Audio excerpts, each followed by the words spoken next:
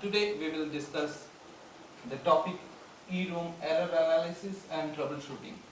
The subject name itself talks about why it is necessary. Just maintaining the E-room environment is not enough.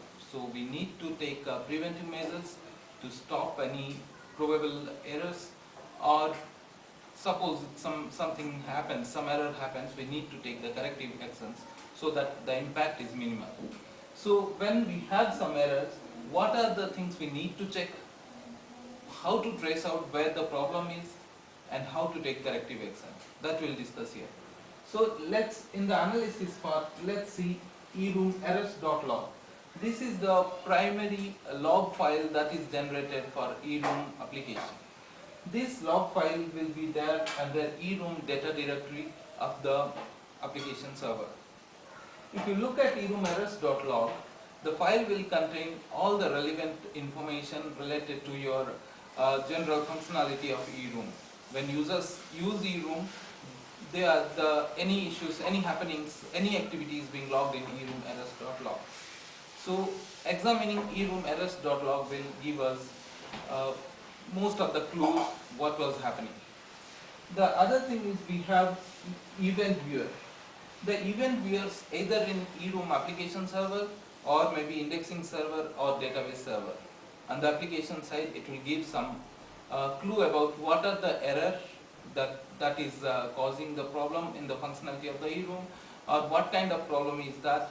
It will come with the event code and the detailed description of the error. You need to check the event viewers for any type of error. If it is a database related error or full text error, accordingly you have to examine.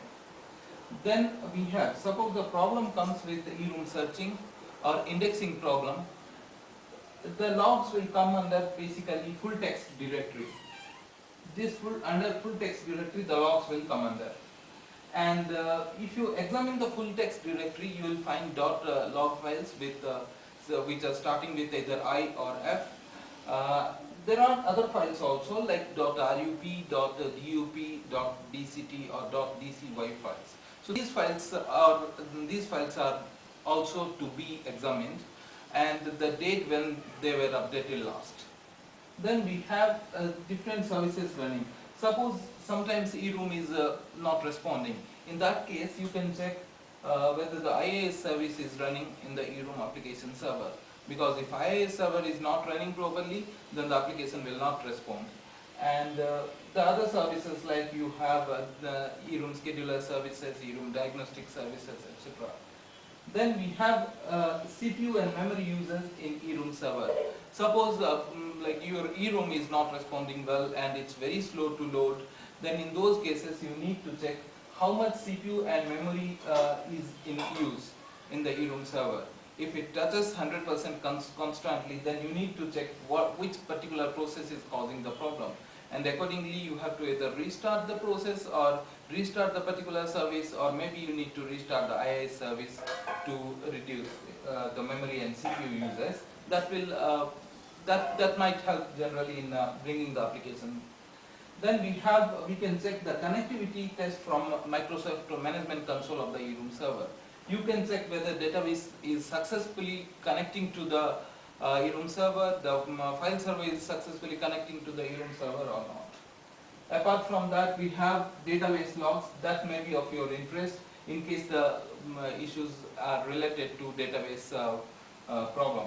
So apart from this, sometimes we may not be able to figure out what the cause is, and we may request our eroom or EMC support. In that case, they may require for an e-trace report or ER checker report or diagnostic report. You need to generate this e-trace, ER checker and diagnostic report from the Microsoft Management Console for eroom server, and then provide it to that is EMC support. So these are the basics of